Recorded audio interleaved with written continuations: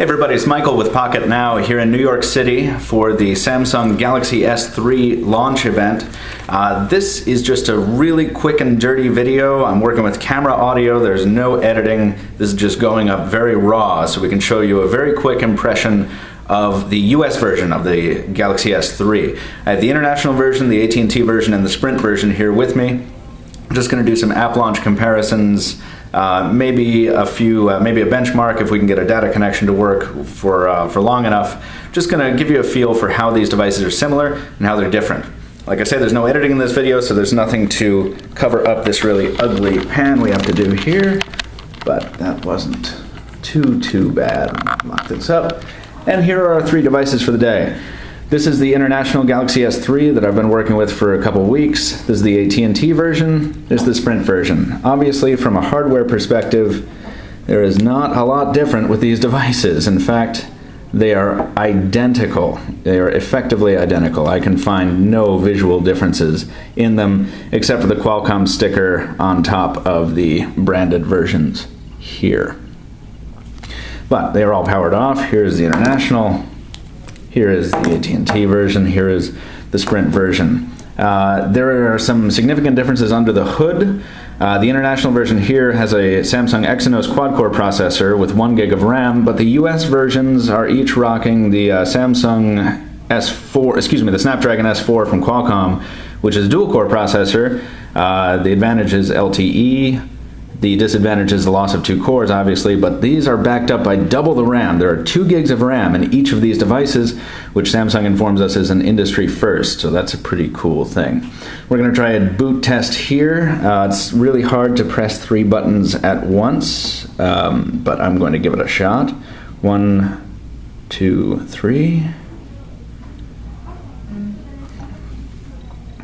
Wow, that was pretty good. Okay. So already the quad-core international version is running the Samsung boot animation here. It's definitely, spoiler alert, probably going to beat the other two. These guys have the carrier animations to go through. Sprint and AT&T each do their little colorful animation, and we're already ready to use here and almost connected to the network. And now we are connected to the network on the international version, while the carrier versions, here we go. These guys just woke up and became usable. So obviously there's that. As I'm mentioning, we have some data issues here. These two units, one of them is connected to the network, the other is not, but I'm having some Wi-Fi trouble here at this particular venue. So we want to just do 1 or 2 app launch comparisons to show you the speed of app launching and how it's similar. 1, 2, 3 for the camera. 1, 2, 3, boom. Very similar. These are just info screens because it's first use. Very similar. I should mention that these devices are all starting from basically a fresh out of the box condition. I did do a factory reset on the international one before I tried any of these tests. I wanted to do the data-centric ones. I wanted to do a map launch and internet browser launch, but we're going to have to wait on that until we do a proper comparison video and we have a little bit more time. But just to launch, let's see, contacts here. That's a pretty big app. 1, 2, 3. As you can see, this, you'll have to take my word for it for now. This has kind of been my experience with absolutely every interaction with these devices. The launch times are very comparable in spite of the fact that these are working with a processor of theoretically half the power. Maybe because of the extra gig of RAM in each one, I'm not sure. Like I said, we'll get into that more a little bit later on.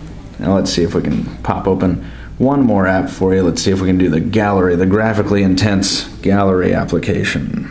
Oh shit. Well, sorry about that. I beat myself to the punch on that one, and there we are.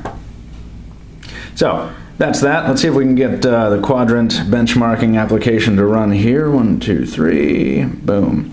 Now we're going to run every type of benchmark there is on these devices, but for now, so we don't have a 10-minute video showing you a bunch of 3 phones running a bunch of benchmarking apps, we'll just go ahead and run quadrant. 1, 2, 3, boom. And there that goes. And I'll run the other tests off camera, and I will include the results of Linpack and Antutu and so forth in the post at pocketnow.com. So here in a processor-intensive application like Quadrant, we're obviously seeing that the quad-core device running at a higher clock speed is just a little bit ahead of its brothers. I'm seeing the usual Doom-like animation here, and while these are running, I'll just show you the back of the device again very, very carefully. Once again, the international version. This is the carrier-branded AT&T version, and the carrier-branded Sprint version. Interestingly, the carrier versions have the Galaxy S3 branding at the bottom here, whereas the international version does not. If you're interested in those kind of things, devices are now going to warn me that the results have to be sent to a web service to compute the final score. Yes, I would like to proceed. I don't think it's going to let me proceed because I'm not connected to a network here. Oh, there we go. I was connected to that one. See if I can connect here to my own hotspot.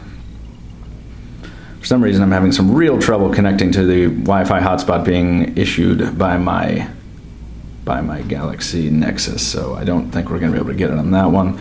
But that's okay. We'll just compare the Sprint version and the international version. Here, the international version earning a 5653. The Sprint version a little bit lower at 4840. Like I say, we're going to run some other benchmarks for you. We're going to get a whole lot more time with these devices, a whole lot more detailed. We wanted to get this up right away so you can see the differences and the similarities. I should mention before I go that there are Pebble Blue variants. These are all white, just from sheer coincidence. These are the demo units that Samsung had on hand for us. Obviously, very thankful for that. Stay tuned for a lot more coverage at Pocketnow.com, and watch the YouTube channel page here as well. We're going to have a lot more in-depth stuff this week, next week, and for many weeks to come. Thanks for watching, guys. We'll talk to you in a little bit.